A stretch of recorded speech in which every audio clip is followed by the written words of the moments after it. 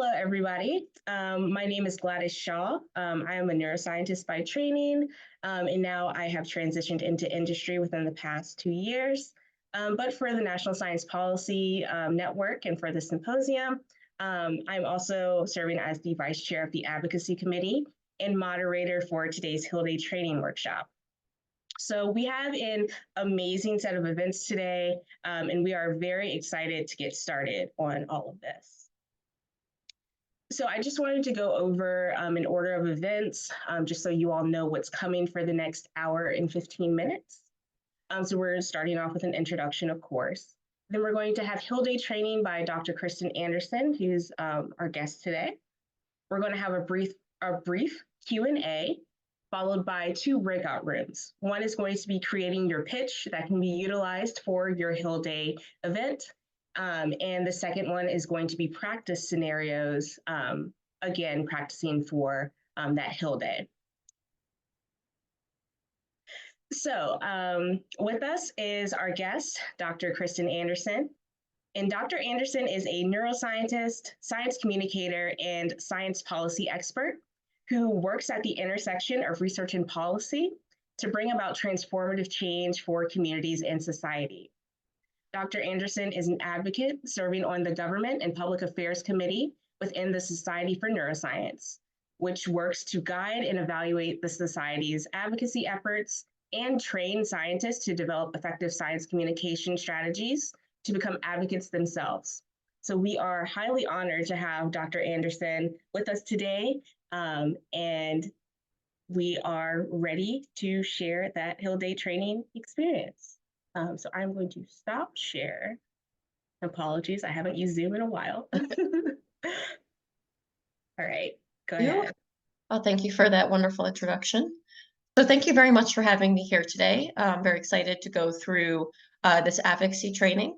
I'm just going to apologize at the front if my voice goes out a little bit at times. If you can't tell, I currently have a neck injury, but hopefully we maintain the course the entire time.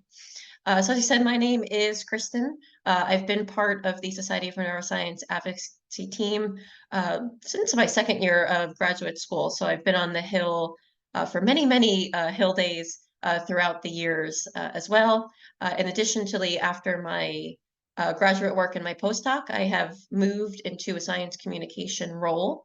So I now do run a science communication program in Ireland. So I'm currently in that role at the University of Galway. And recently I have been transitioning into a science policy role with the Food Safety Authority Ireland, where I'm taking all of this knowledge and now actually drafting and influencing legislation. So we have a lot to go through today. So this is really just going to be getting your foot in the water as an introduction to many of these topics. So we'll be discussing first why, as scientists, should we be engaged in advocacy, and why does the Society for Neuroscience help with this? Some of the key issues that are being worked on, as well as how this fits into the appropriations process, or how the appropriations process should work.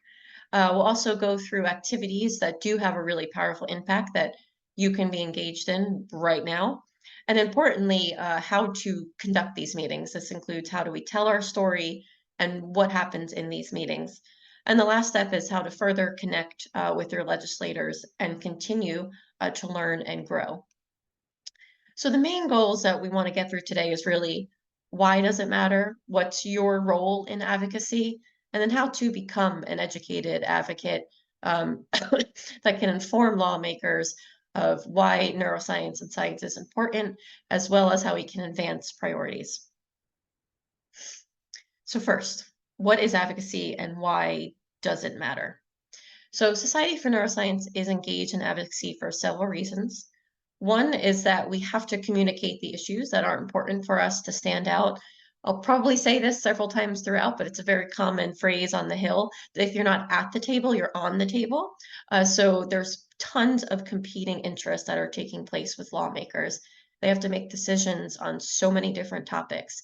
That means even something that has support, and biomedical research funding is probably the only issue that still exists on Capitol Hill today that is by and large supported by everybody. You won't find anybody that says we should not be researching a cure for a certain disease. So even this type of issue, if we're not there to talk about it and promote it, it can still be cut. And that's because there's so many things that are competing for money and interest of our policymakers. So we can really make science stand out. And this falls right into research funding. Advocacy is very important to do and to talk about science because the federal government is the largest funder of biomedical research. So if we don't talk about it, there can be drastic cuts, which we all know can cause intense damage to all researchers, particularly early career researchers, as well as research projects that are underway. And so each year, and this is why it's important to be continually involved, Congress makes these decisions. So grant funding such as the National Institutes of Health and National Science Foundation depend upon our advocacy. And there is data to show that once organizations started advocating by sending scientists to the Hill, we started to see increases in research funding. So it's very effective and very important. And so one is, I remember I started as an advocate. I was a second-year graduate student, and I just said, what is a little old me gonna do by showing up on the Hill? I don't know anything there, but you have an expertise. You're in the lab, you know what your research is doing, and you're actively using research dollars to do research. And this is something that there's a lot of smart people, but they're not in the lab doing the research, and it's not the legislator's job to know that. That's our job to go out and talk about it. So we do have an expertise that can help influence science policy. And what should give you a lot of power is there is power in being a constituent. Your legislators work for you, so they actually have to listen to what you are saying as well. And as we all know, when something goes out of the facts and figures, but there's somebody attached to it, there's an emotion, there's a story, it becomes much more salient. And so this is where you should advocate because you are now the face of neuroscience research. It's not just this topic that's out there where we know that scientists are studying this. Okay, I now met somebody and they are the scientists that I know, and they can remember a story attached to it. And another great thing is that when you start to meet policymakers, they don't get thanked a lot. So they are very happy when they see that something that they have supported and funded in the past is supporting advances. And so as you continue to advocate and show up, you're not just influencing policy as a constituent and being a face, but creating this perpetual cycle where we can continue to create more research funding and better science policies. And so Society for Neuroscience is a great partner for your advocacy. There is an entire advocacy team. And so they do create a lot of targeted engagement and messaging that makes it easy. We all have very busy schedules.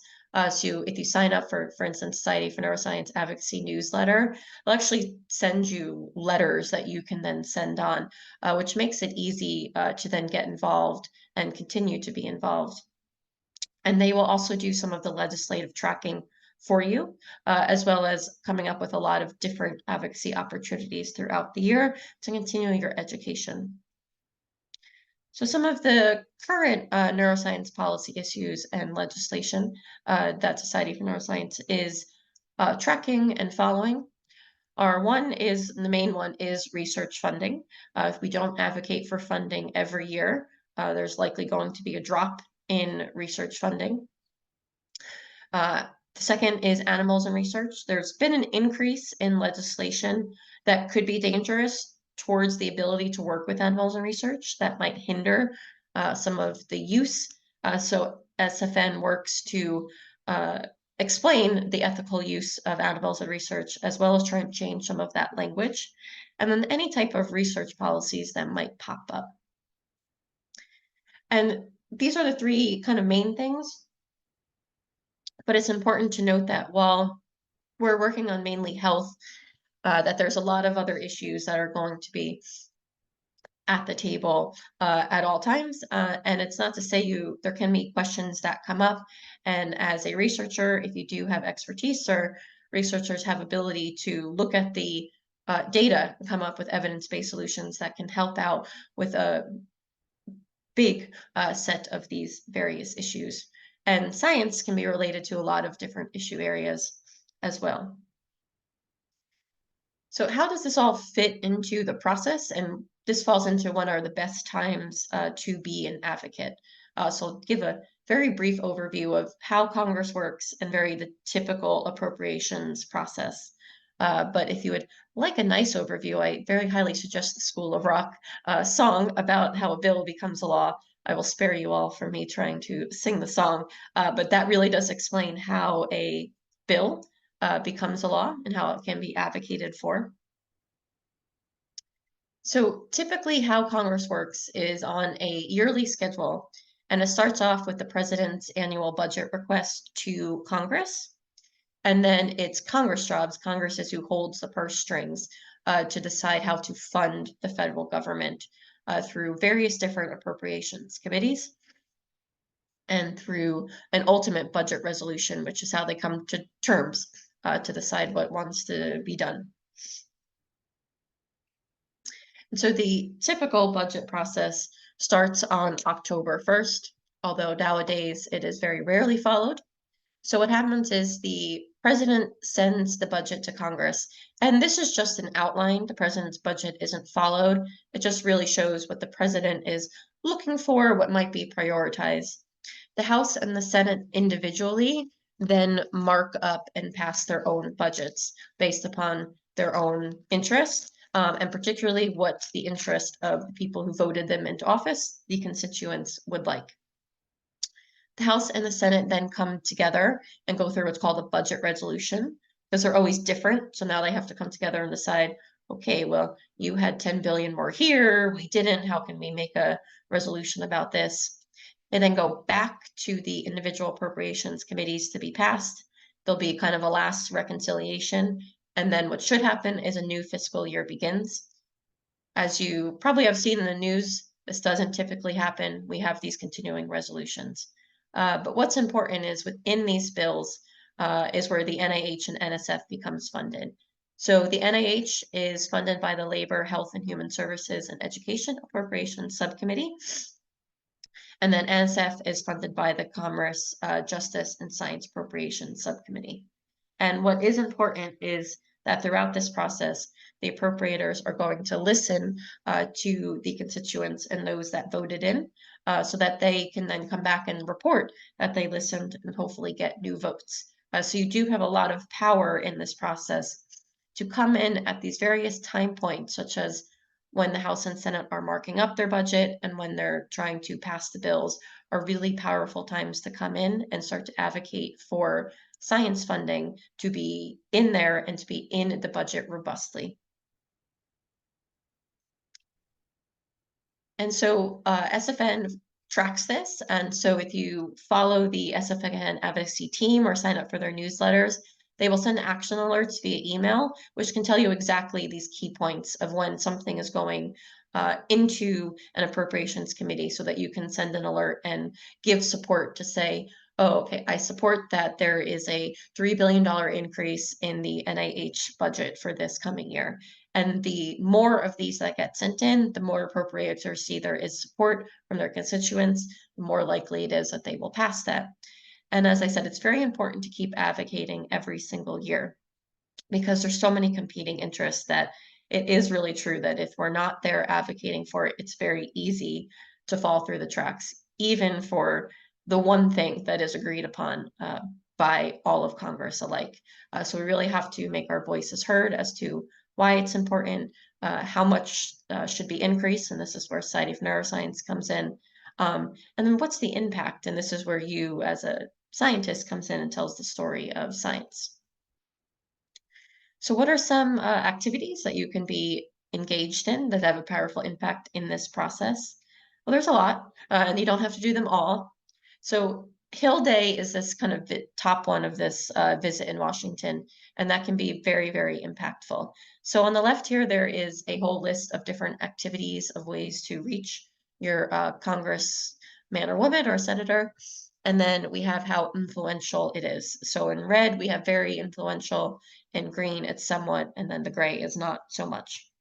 So if we look at the 50% middle ground, we do see that most all activities are very or somewhat influential 50% of the time. So you can really be involved in any way that you feel comfortable and have a high impact. So the visits in Washington or in state, this Hill Day tends to have the biggest impact. We do see that the town hall meetings, which are also a meeting, tend to have a very large impact as well. But even things that we see, such as sending a letter, making a phone call, or emailing, can have a lot of impact on our legislators. So there isn't anything too small, and you don't have to make a trip to Washington, D.C. in order to make an impact. And so some list of things that depending on how comfortable and what you're feeling to be involved. One is in person, which is in your district. Some great things to do are lab tours, holding meetings, roundtables, or town halls. And if you do follow your local congressman or senator, they often do have hometown town halls and roundtables, and those are a great place where you can go, tell your story, say your ask of what you're looking for.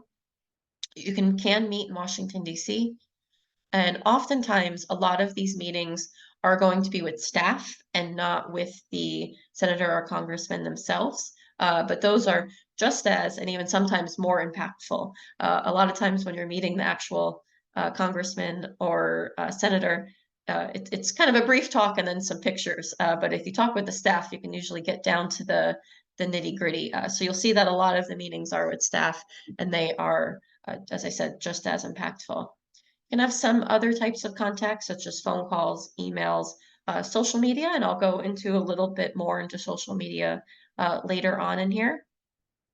Some other great ways that I've used as well are things such as letters to the editors or op-eds that then you share with your congressman, woman, or senator. And the important thing with any of these is that whenever you make contact is then you follow up, and that's how then we continue this conversation and build a relationship. And so kind of the crux of a lot of these meetings is telling your story and how that might connect to something that you're asking. And so there will be some practice on this. And so this story is often called an elevator pitch. And I will say I have had many meetings in Capitol Hill in an elevator, so it holds true, the meeting of it. I've also had a lot of meetings in line for lunch on Capitol Hill as well. So it is very important to kind of work on your story and say this is the part to really sit there and practice and hone, because there will be times where you do only have 60, 90 seconds to get everything across. And it sounds very challenging, but it's something when you work on it enough, it becomes second nature. And then this is a skill you can really use in any part of your life, in interviews and conversing with other people. So it is important to take the time to develop your story. And why is, again, this is repetitive, but why it is, and I will say you have power because you are a constituent and you are becoming the face of brain science and research by telling your story. It's going to become a lot more meaningful and memorable than just by saying this much money in science brings out this much money for the economy. Very important facts, and those are things that will resonate. But when you add the story, it adds a bit more credence to it.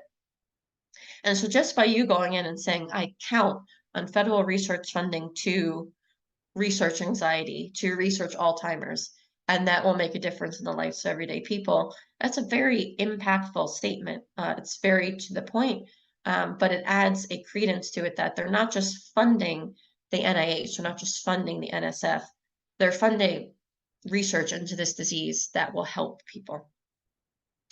So some ways to tell your story, and there's a lot of resources out there to continue to practice this, so I'm just going to introduce it, is that you're going to have an introduction, and this is usually where you introduce how you are a constituent. So this is your name, maybe what you're doing. So you're a graduate student, I'm a graduate student at this university, I'm a research scientist here, and I live in X. So that could be the district, and that's where you're setting up how you're a constituent for that individual. And if you're in a meeting with multiple people, it's the constituent that's going to go first because they're going to be the one that is cared about the most, because that's who's going to be able to vote for them. You can then go into the why you're here, what you're doing. And so this could be based on what you're comfortable saying. And so this could be something of what you research. And this is the really big picture, jargon-free version of it. Something that everybody can understand, that gets a hook in there, why it's important and how it will impact lives. So sometimes when I was in the lab and researched this, I would sometimes start this off with a question, something they could understand. So I would say, why do we react the way we do to stress? Something everybody can understand. It gets the hook in there. Then I can explain why that's important. I might say how many people are impacted or how much federal dollars go into helping people with anxiety. And then to say how my research can impact lives, can lead to new treatments, can lead to new prevention. And this could only be 3 sentences. You don't have to go into any of the details of, I'm developing a trap2 mouse that can, track that. You don't want to get into the jargon, but it is this very big picture. And then you could say why you count on research funding. And this research is funded by the National Institutes of Health. I would not be able to do this research without your support. So it gets very to the point of, okay, I've said who I am, I've said what I'm doing, and why this is important, and how it's relevant to my audience, which is I count on you to fund the NIH and the NSF so that this research can be done. And so you really want to take the time to develop this and practice this into a concise 1 to 2 minute version that you can say when you meet somebody. And then it leaves room for additional conversation following. A lot of times we then follow it up with, I'll say more about an ask. So this could be something that you want them to do, such as support this bill, increase funding. But it's all related into this one nice story that gets the point across, adds a face to this and why it's really important. And there will be some practice later on today to start to work on that. But I would say keep working on your elevator pitch, and it's great to practice on people around you. So I remember when I was first starting as an advocate, I would literally practice to cashiers and things, and it's a great way to see if people understand what you're saying and understand the importance of this. So now I'll go into, you have your story. How do we take that story and turn it into a successful meeting? So kind of the key elements of any meeting on a Hill Day or in district that you might have is one is, of course, your constituency and connection to them. So there have been times in a meeting where I added a little bit of flair to my elevator pitch. So if I knew they were from district, I might start off saying, when I was in New York, I would say, like, I'm Kristin, I'm at Columbia, I live here, and Sal's on the corner of 95th is the best pizza. It's just something that if you have that type of connection, it adds a bit more personality to it. Don't have to do it. It's something over time that might develop. But sometimes if you can think of a funny connection in the beginning, but just being a constituent is enough. They will listen to you if they hear you are a voter. You then say your story, your elevator pitch. Following that, or within there, can be your connection to what you're asking that day. So typically on Hill Days, we're asking for increases in funding. So the connection to the ask is quite simple. It's my research is funded by the National Institutes of Health, and it would not take place unless there is robust and sustained funding. You can then have the ask, which SFN is really great at providing ask for you, so they can provide you the exact dollar amounts. If we're trying to change report language, they'll tell you what to do. After a meeting, it's very important to follow up, and this is how you create a continual conversation. And then, of course, any preparation. So some of the preparation that can take place, one is, of course, scheduling the meeting.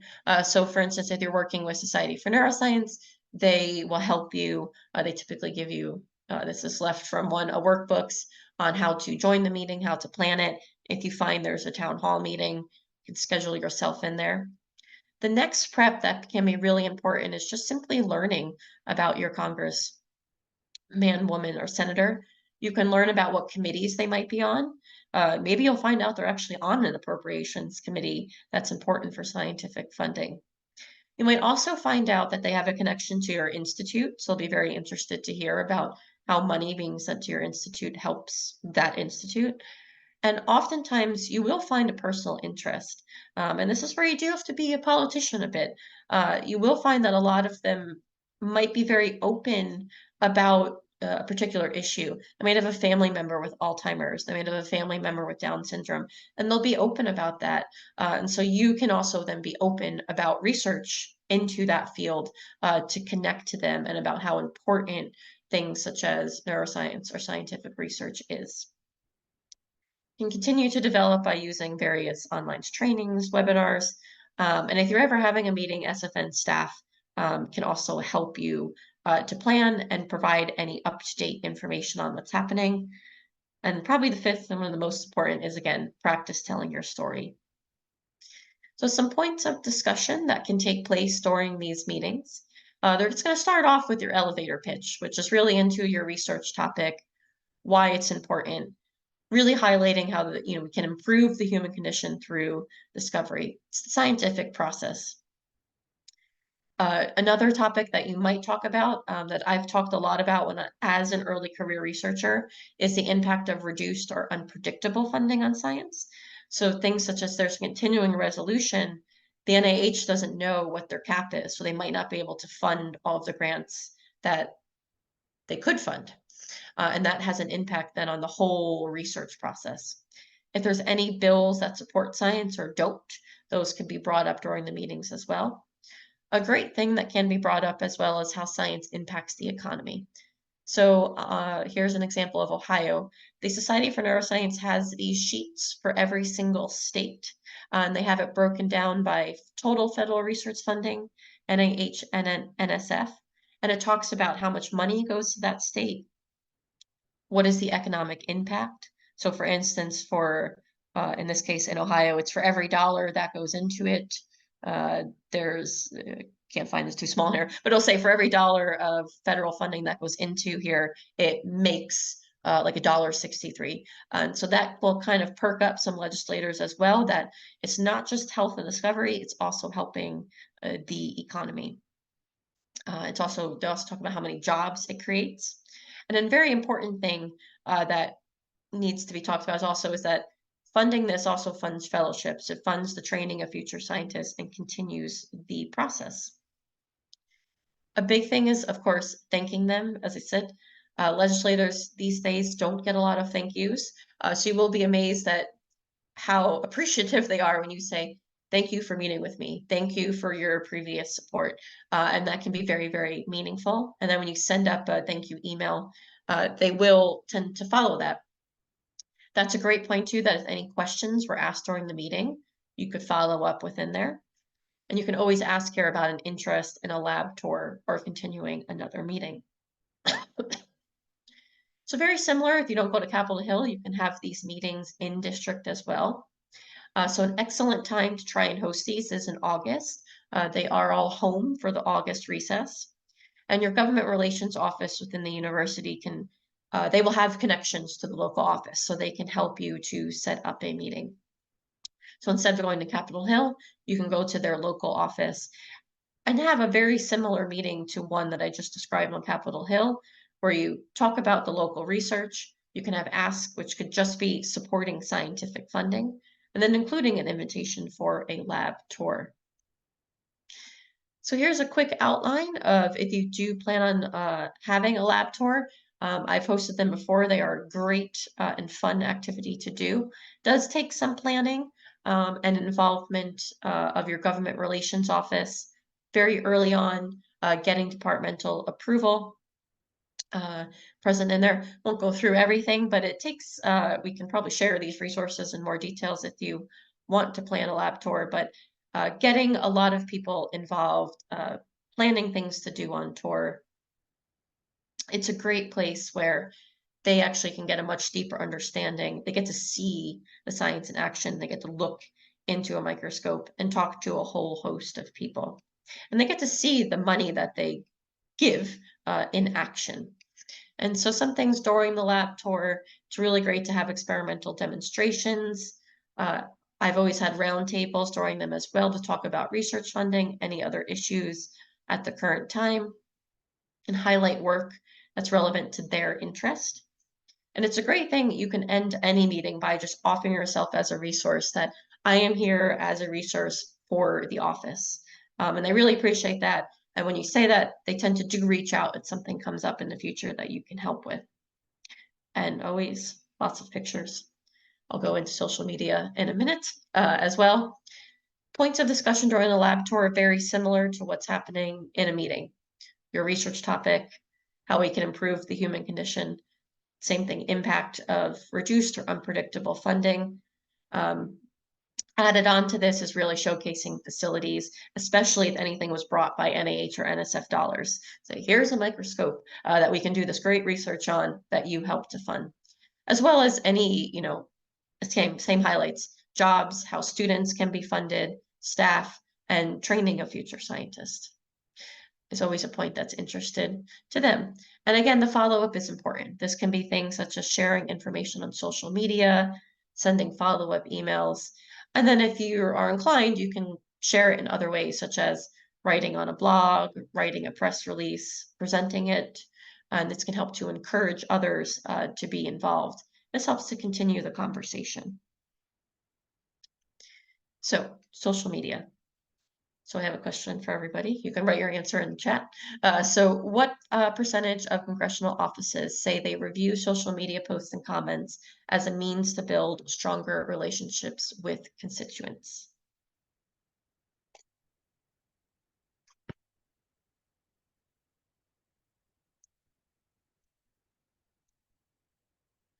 Okay, we got a big range going on now.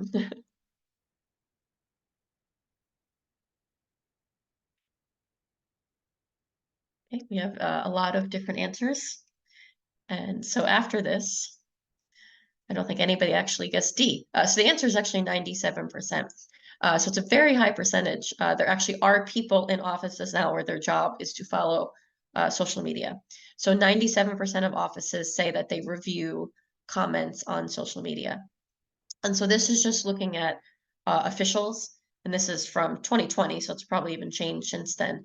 We do see that huge amounts, 99% of the Senate is on Twitter, 100% are on Facebook. Very similar tracks with the House, with Twitter and Facebook. See, even on Instagram, 86 and 79%, that's a huge amount that have a presence on the social media platforms. We can then also look to the right at the total posts per platform for a year and even in a day, where you see that Congress, even in one day, is posting 1,600 tweets. So there's a lot of activity that is taking place for Congress on social media. And so it really can be seen as an ultimate equalizer where no matter where you are, if you don't have the funds to go to DC, you can still reach your congressman, congresswoman, or senator. And I think that there is real power in utilizing that, where we can have a lot of diverse voices speaking out on an issue. And so here's just some information on bills, where for every one bill that's introduced, we see that on there's 98 Twitter posts and 60 Facebook posts. But then when a bill is enacted, there's even more conversation on it. So it really has become a platform where what's happening in the legislation is being talked about. So some strategies that you can utilize across platforms to be involved is to really, one, think about your objective. Do you just want to share a story? Do you want them to support a certain bill? What is my key message? And how do I get that key message across?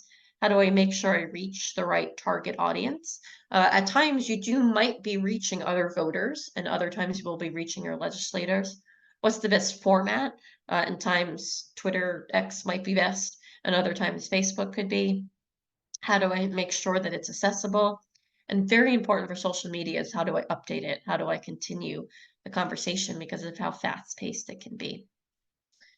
So here's me being an academic and going to the literature to talk about how to create a Twitter post. But it is an effective way to go about this. So for Twitter communications, it's the 3 C's. And so this is really cognized. So one is, how does your member or senator use social media? So you will see that some are really always sharing local stories or much more concerned about connecting with constituents. Some are just about sharing their own op-eds and own opinions. Others will go on and sharing things about bills and votes. And so once you understand how they use it, you can then curate your posts to fit in with what works with them.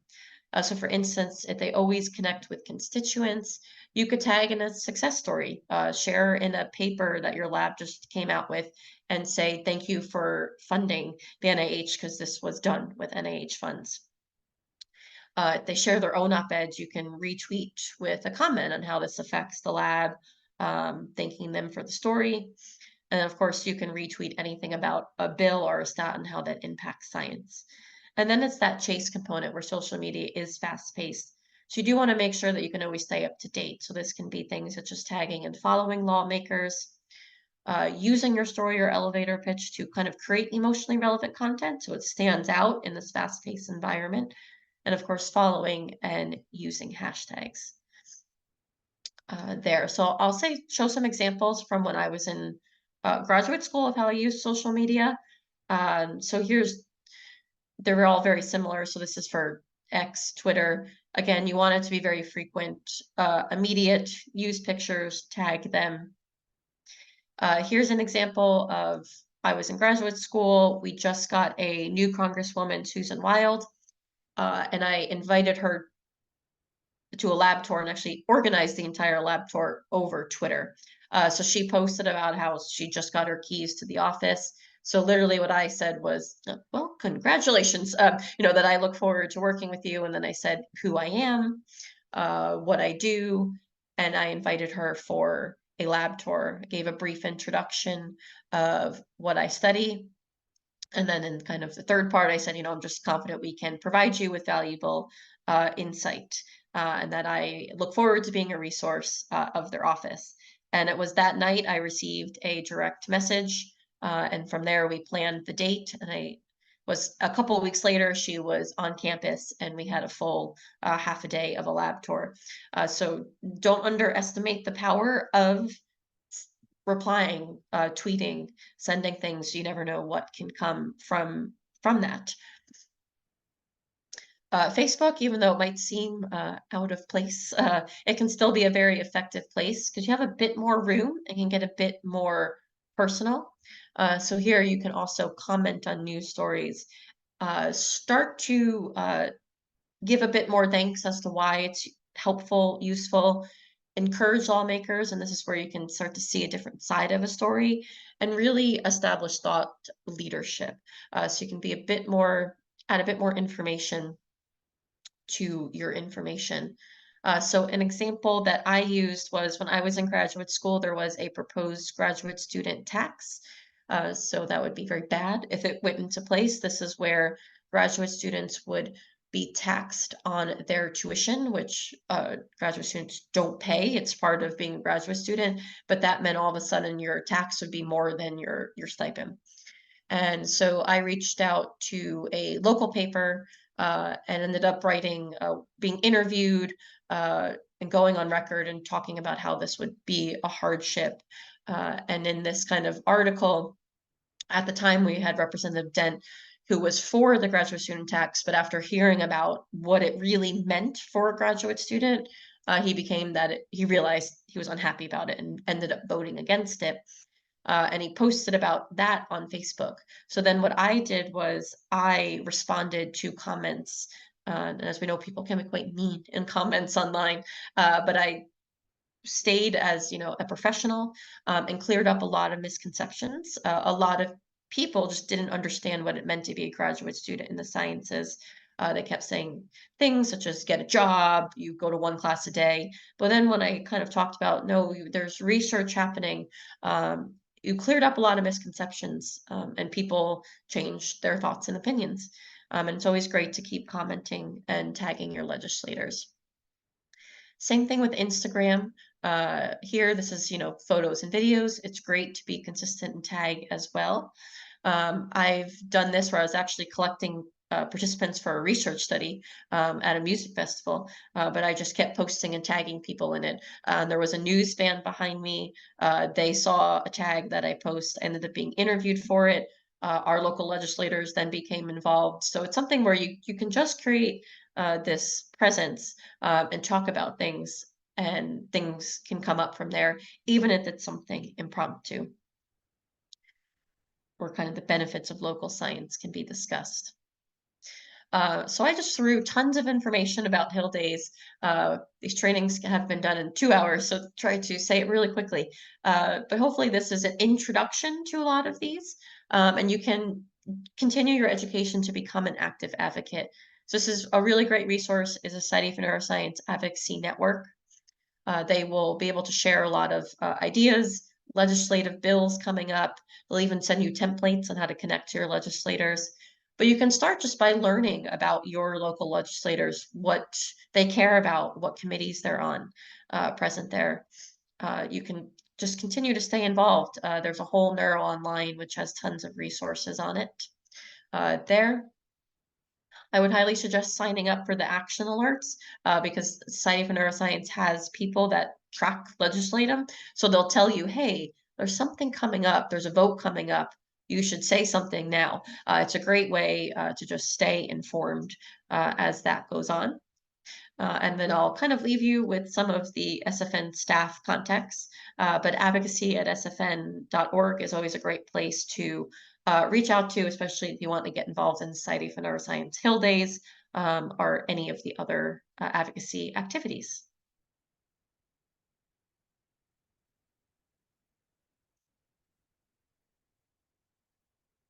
And with that, I can take any questions. All right. Thank you so much, Kristin. Yes, we'd like to open up the floor for questions. If you could place them in the chat, or I believe there is a raise hand function, and I will try to call on people accordingly if you would like to verbally ask your question.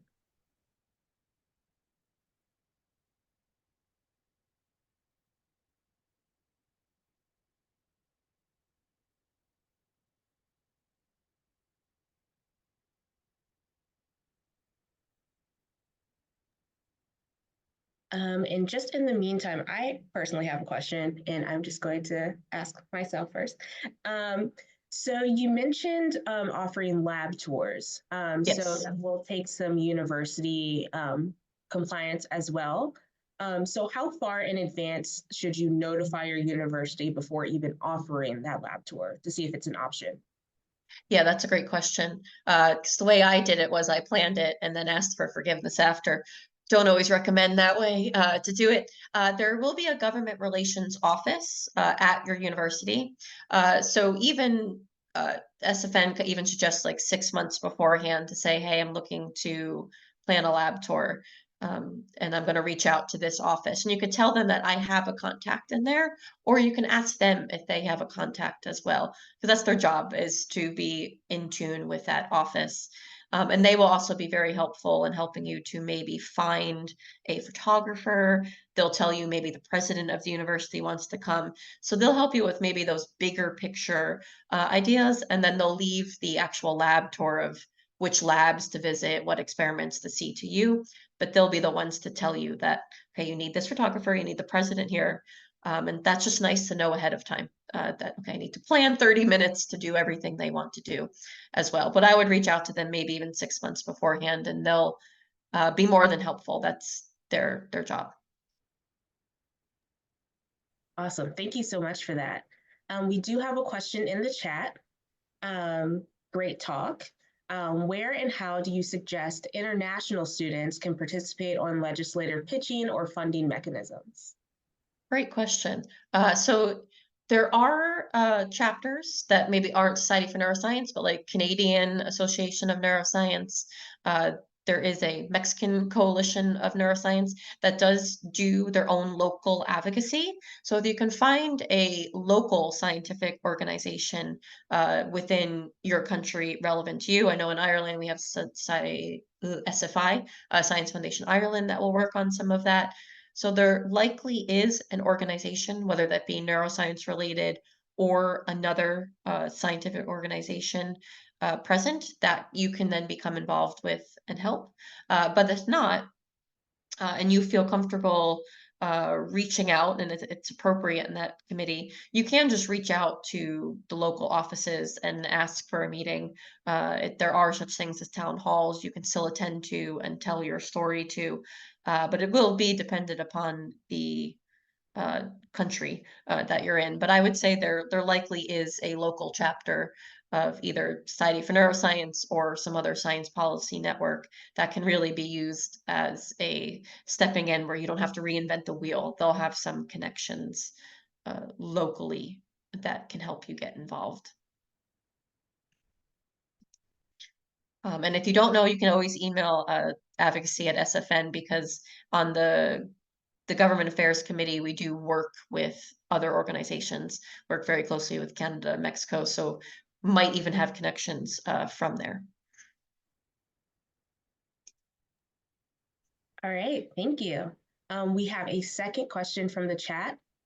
Do you have any recommendations on advocating for something that is not in their research field, but have personal experience instead that can help other underrepresented students in science? Thank you.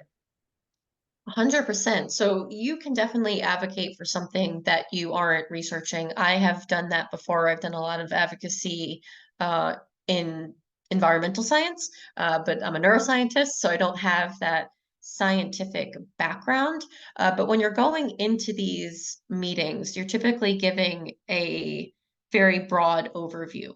And another aspect is, as just a scientist, we're just trained to, I don't want to say just trained, but we're trained to take information, look at data, and turn it into something understandable, turn it into a graph, turn it into a conclusion. And that's what you're doing regardless of what you're advocating for. So I would definitely suggest advocating for something, especially if it will impact others. We have done advocating for various fellowships before. But I would just practice your story and how you're going to say that. You can even tell a personal story if it's about somebody that you know. I've seen people do that as well, where they say, I'm here as a scientist, but I want to tell you a story about a fellow graduate student. And that is totally okay to do. Just with any story you say, it's that preparation and practicing that elevator pitch, just to make sure you're saying it in a way that's understandable and without jargon. But I would definitely say, if you want to advocate for something else that's connected to science and is important, go for it. All right, we have an additional question.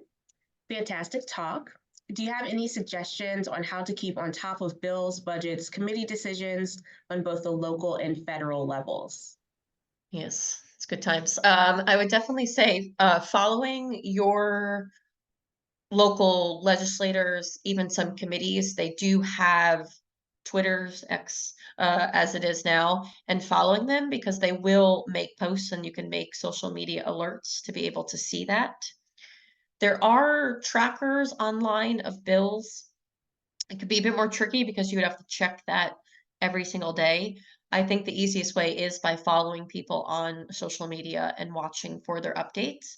But most organizations, Society for Neuroscience, you will see other biological science organizations have an advocacy arm as well. So signing up for their newsletters, I know the Society for Neuroscience newsletter comes out quite frequently, and they will list all of the recent updates that are relevant to science. So whether it's science funding or science policy, is a great way where you have somebody else tracking it for you and then giving you a summary that comes into your inbox, as well as suggestions on how to send a letter in. But I would say social media or going through local organizations are probably the easiest ways to stay on top of everything, unless you want to track it on your own every single day. Local legislation is a bit different. And so that's what I'm saying for federal. For local, being involved in local boards. So I was in New York City, so I would attend my local board meetings. So there was a board for each district. You had community boards. They usually only took place once a month for an hour, and they were still even taking place on Zoom last I was there. And so those local community boards are a very easy way to stay in touch with your local legislation because they will have a kind of summary of everything that is happening and taking place within your local community.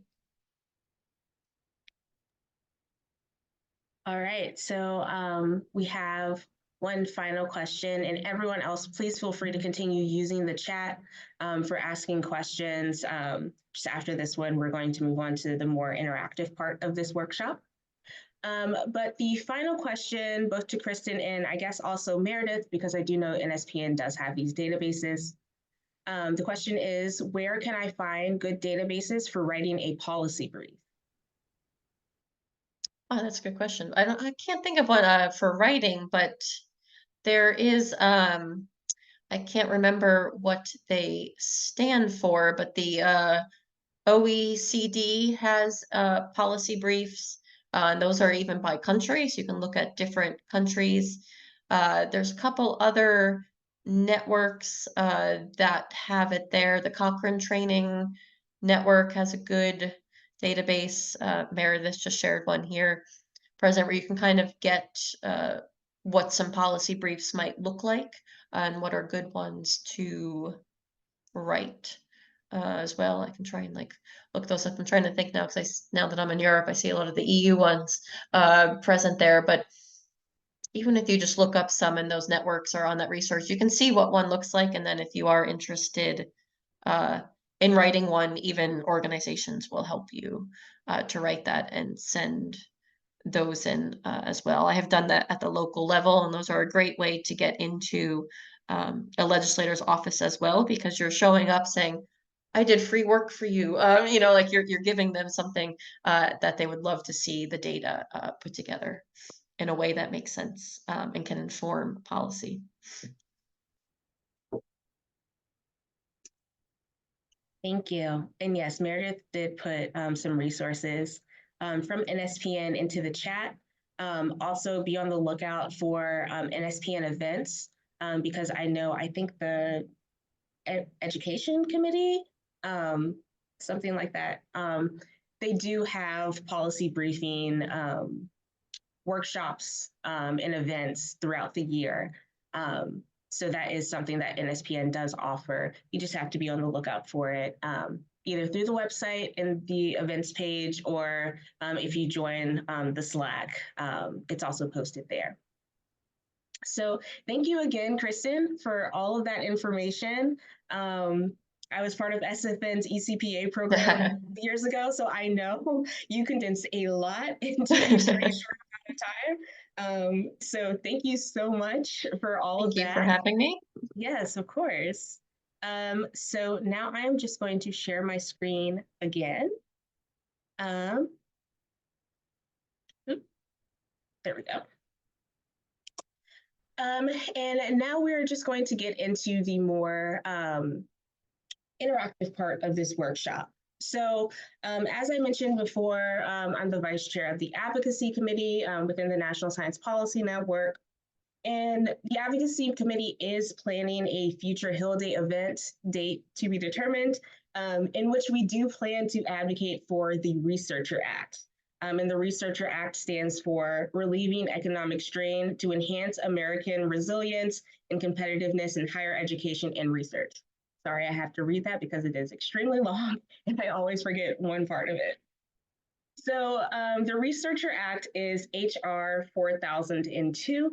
And if you were able to stay for the committee meetings at the end of the in-person conference, you may have seen Jane, our advocacy chair, and myself passing out these postcards, in which is another accessible form of advocacy. And I wasn't sure if I have a blurred one, so I'm not quite sure if you can see it. Okay, there you go. So we had those postcards. So NSPN has endorsed the Researcher Act, and part of that text is shown here on this slide. And in short, this act directs the OSTP, or the White House Office of Science and Technology Policy, to create guidelines to address the various issues related to financial instability of graduate and postdoctoral researchers in hopes of increasing retention of talent in the STEM research workforce. So because NSPN is primarily a graduate student and postdoctoral student early career researcher organization, we believe that this would be highly relevant to everyone who wants to get involved in a Hill Day, or just speaking directly to lawmakers or other congressional offices in the future. So that leads us to our first breakout room. So Kristin mentioned that you needed to have an elevator pitch. So the very first thing that you should have before you go into speaking with lawmakers or even writing a postcard or an email to your representative is a pitch. So here I'm going to give you some time to create one in a room with a couple of other people so you can bounce ideas off of one another, if you so please. And so we would like to focus on the Researcher Act. So I'm just going to give you my brief spiel, my own elevator pitch, just for an example, so you all aren't going in without having anything to base it upon if you've never created one before. So if I were to speak to a lawmaker about the Researcher Act, I would start as follows. Hello, my name is Gladys Shaw. I am a constituent of Virginia District 1 and a working scientist in the area. So despite having an illustrious doctoral career with multiple publications and invited talks, I left academia due to the need to financially stay afloat. This is not an isolated path, as many talented researchers have left foundational research positions in the universities and in academia solely due to finances. So because of this, I am asking you to support HR 4002, the Researcher Act, to address economic instability for early career STEM researchers. So one thing I would like to note is do not be humble in your elevator pitch. Being humble is not here. So make sure you show all of your accolades to show that people in their constituency, people who they are representing, really do benefit or need this piece of legislation to be supported by them. And do remember that your representative is representing you and people like you in your area. So it is extremely important to make sure that they know who exactly they're representing, which also goes along with don't be humble in this instance. So something to remember when you create that that pitch is to include your name, your title, and your affiliation, whether that be through a university, your student status, and if you know now your district representation. So for me, Virginia District 1, which you can also look that up on congress.gov and type in your zip code and it will tell you that. Include what you are advocating for. So for me, the Researcher Act. And number 3, why this is important to you and others like you. Staying in academia and staying in research and having the finances to support maintaining that career is why it was important to me. And that's what I included there. So I will stop sharing really quick and break everyone out into breakout rooms. So everyone, how was that? Do you think that that was helpful? You got some ideas written down? Feel free to use emojis or not, it's up to you. All right. So now that we have our pitch created, now that we have our pitch created, we are going to practice some scenarios. So I would say there are 2 primary scenarios that you may encounter with meeting with lawmakers or congressional offices. So you'll have a receptive office or an unreceptive office. In a receptive office, they just love your bill. They may already support your bill. So like for me, if I was meeting with the Researcher Act with the local governance where I am, the introducer of this act, Representative Jennifer McClellan, is actually the representative for the district next to mine. I would actually be in hers if I lived 2 streets down. But she's someone that we would meet with. And if I spoke to her about the Researcher Act, of course, she's just going to be super happy that there are scientists in around her constituency that support it. For that, it is, I wouldn't say it's difficult, but sometimes you run out of things to talk about because there's no convincing to say like, oh, please support this. It's like, oh, you already support it. So you do have to work to keep the conversation going so you can utilize that 15 to 30 minutes that you have to meet with them. And especially if it's virtual, you will likely have most of that time. And then you may encounter an unreceptive office. So that's an office that they're just opposed to the bill in general or have different priorities over supporting what you are pitching to them. So sometimes they might be visibly unenthusiastic. They may be preoccupied with other things, checking different emails or taking phone calls and constantly interrupting or just trying to cut the meeting short. So for that, you still have to keep attention to the pitch that you are trying to give. And just work to at least have them hear you out and consider supporting or consider just the bill in general. So now we are going to put you in 2 separate breakout rooms.